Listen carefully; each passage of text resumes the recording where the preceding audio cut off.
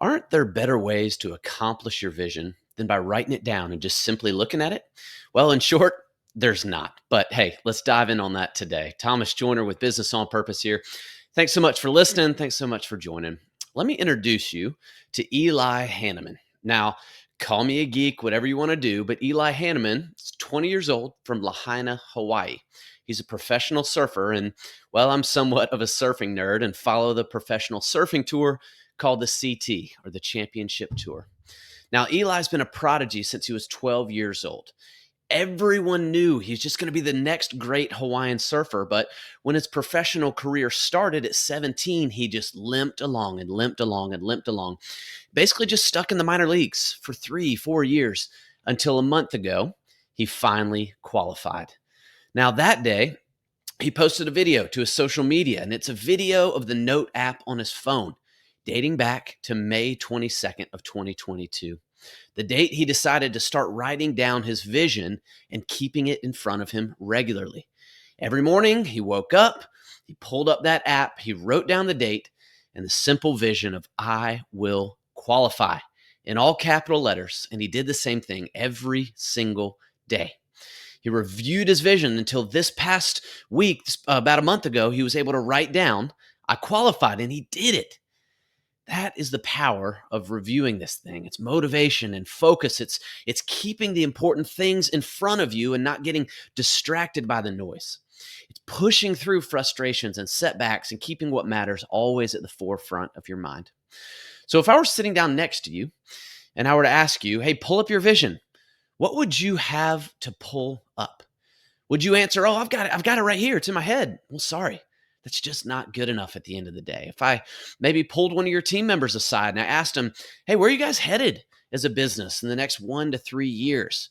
How would they respond? How much detail could they come up with other than just some dry, bland, maybe even catchy rally cry? Do they have anything else that they could pull on? Your vision should be regularly reviewed as a team. And by regularly, what I mean and what we recommend is a minimum of 6 times a year.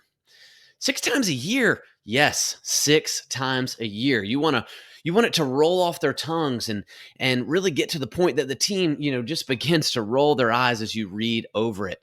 God, we've heard this 100 times. Yes, you have. You need to read over it. It needs to be written down to the point that you can even hold yourself accountable to it as well.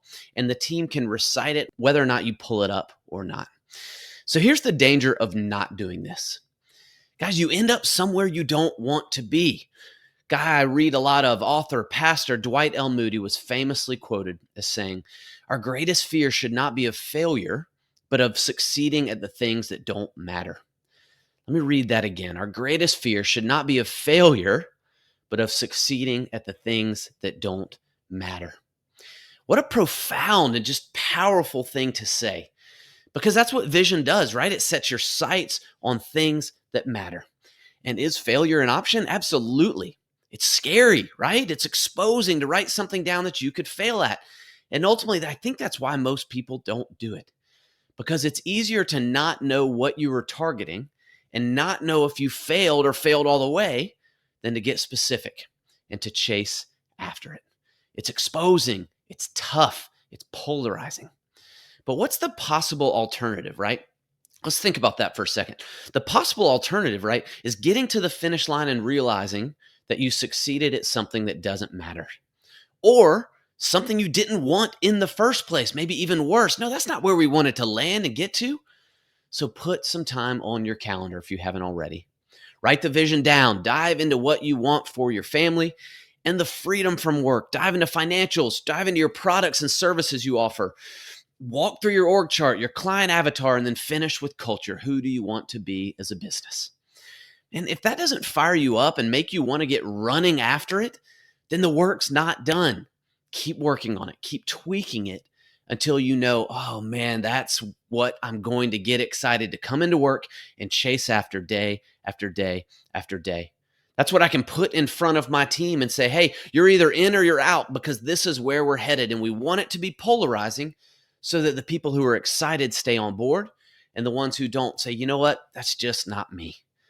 Because once you finish up, You can put it on the calendar for 6 times in the next year to pull it up and review the progress.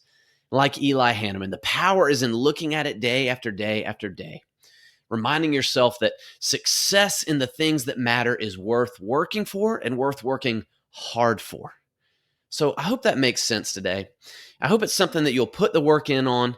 And as always, if we can help, head on over to mybusinessonpurpose.com, reach out. We would love to help. Thanks so much for listening. Go get after it with your vision. Set time to read, record, write it down, all that. Set time to do it with your team. Have a great day.